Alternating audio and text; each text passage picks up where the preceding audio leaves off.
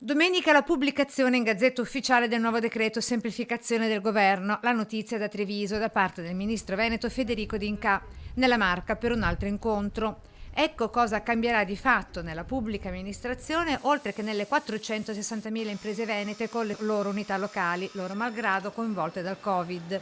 Si semplifica il paese. E come si fa? Beh, intanto portando tutta la parte della chiamata diretta sugli appalti da 40.000 euro a 150.000 euro e poi con delle procedure semplificate fino a 5 milioni di euro e se interessa la parte del Covid saranno semplificate anche quelle sopra i 5 milioni di euro. Novità anche sulle limitazioni per danno erariale. Restringere il campo di applicazione anche del danno erariale soltanto dove vi sia effettivamente il dolo, quindi è un grande passo importante. Nel nuovo decreto, tra i vari punti, anche misure per l'innovazione volte a semplificare e favorire le iniziative mediante l'impiego delle tecnologie emergenti e che vedono coinvolte la Camera di Commercio di Treviso e Belluno con le quasi 130.000 aziende rappresentanti i primi due distretti italiani legati rispettivamente al Prosecco e al suo indotto e all'occhialeria nel bellunese.